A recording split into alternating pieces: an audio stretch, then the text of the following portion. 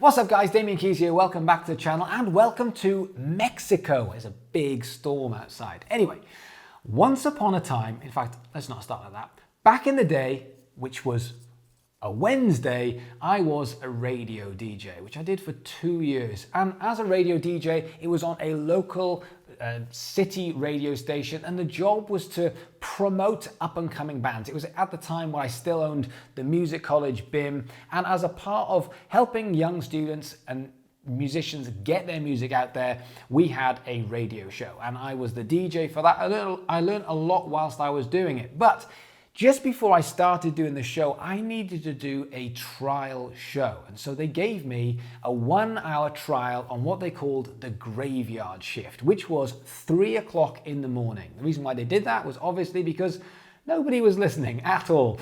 So I was allowed to actually go live, but if I made some absolute honkers, it didn't make too much difference. So I did days worth of work. I did so much research and ideas and practice just for this one-hour show. I got there and it was just me. They take me through all of the controls. It was just me in the studio. Nobody else was around, and I did this 1-hour show. Let's face it, nobody. The next day, I had to go for a meeting with the managers of the station to talk about that show, anything I can improve, and get me ready for this start of the show, which was going to be 3 hours a night. Now, the guy who was in charge said to me, look, I've got one piece of advice, because it's very, very obvious that you have put a lot of time and effort into this, but you are about to do 3 hours a night, 4 nights a week, on top of the fact that you are still a director of this college and you're starting work at 8:30 in the morning, finishing at 6, and your show starts at 7. So my one piece of advice is search for perfectionism, but don't let it dictate you. Now, the reason why he said this is because I needed to do a lot of shows, and I was definitely seeking out the perfect 1 hour, and then I was going to seek out the next perfect 3 hours. And he said to me, you can't do that. You don't have the time. You have a lot of content to put out and only a certain amount of preparation time. It was really, really valuable advice, because otherwise it would be eating me up inside. I needed to make sure that this show went out, and I needed to make sure it was as good as it could be. But at the same point, when I look back, I think about, 2 years, 4 nights a week, probably 400 shows over 2 years. I remember certain things that happened. I don't remember the preparation. I probably had some absolute clangers of shows, and I remember some really good moments and really good shows. But over that 2 years, we built up a following. We built up in the local area to the point where we won a radio award, which was nice and exciting.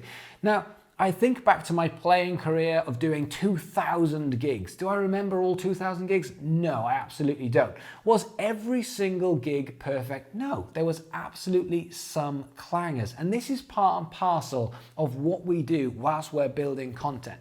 Now, the reason why I bring this up is because something happened this week. I get comments all of the times. I get trolls. I get nice comments. I get all of it. I try and look through everything. I try to comment back on YouTube as much as I can. But I got this one comment that just said, blah, blah, blah, get to the point. And I just thought, a bit harsh. So I thought, let me go and have a look. I went and had a look at the video. And I thought, the point's really good. Was the video really good? No, it probably wasn't my best work. It was just one video out of the 800 videos that I've put live. And I just thought, the video probably wasn't good enough. Should I have not put it out? No, of course I should have put it out, because this is a library of work. And so I want to carry on learning and experiencing and getting better. And hopefully my latter videos are better than my earlier videos. Why? Because I spent so many days and so much time putting out so many videos, figuring out how this works, rather than striving for perfection every single time, only to put something out which is still subjective for people to then tell me either to get to the point, or they don't agree with me, or it's not good enough. I have to go through things time and time again to improve. As a radio DJ, I needed to do show after show after show after show in order to figure out how to improve. As a musician, I had to do gig after gig after gig after gig in order to improve. And was every gig perfect? No, there were probably some absolute howling mistakes on certain gigs.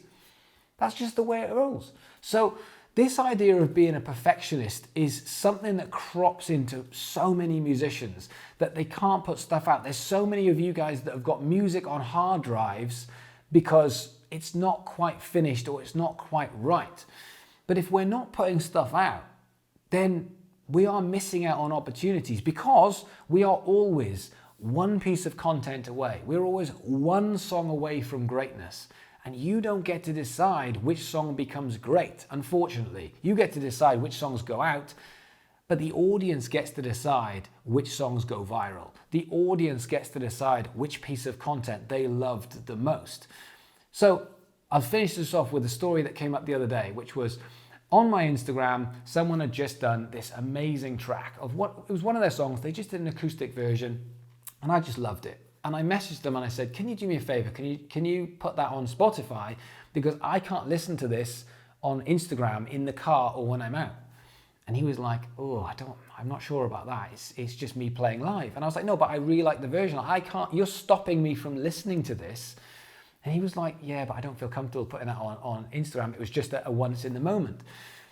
So the problem with this is I should get to decide, because I'm the one who wants to listen to that track. Other people are going to want to go and listen to that version, not another version, that version. But we can't, because as a perfectionist, someone else had made that decision for me.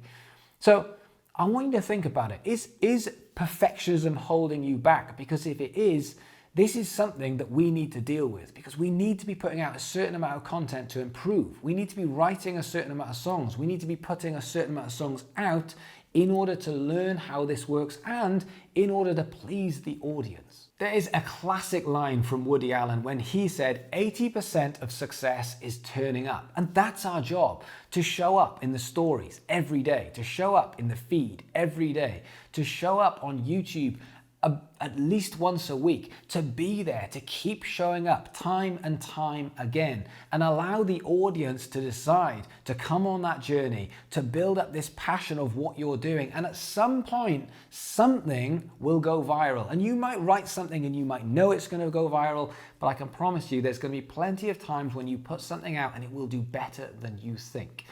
Our job is to try and fight this perfectionism and try and keep the content flowing to build a body of work, rather than being held back with music left on your hard drive, not going out into the world. So I want to know, are you allowing perfectionism to creep into your work? Is it holding you back? And are you going missing on your socials because of your perfectionism? Let me know in the comments, and let me know what you intend to do about it, because if you're recognizing it, there's definitely something we can do to fix it. Other than that, if you do me a favor, you can hit that like and that subscribe button. More importantly, come and be a part of this community. And if you want to work with me on a more one-to-one basis, then don't forget, DK Music Business Academy is a place where we can work together. I am in the group every single day. I'm doing live sessions twice a week. It's where I spend the most amount of my time doing one-to-one stuff with artists. So if you're interested, then check out that link below. Otherwise, I will see you from Mexico tomorrow.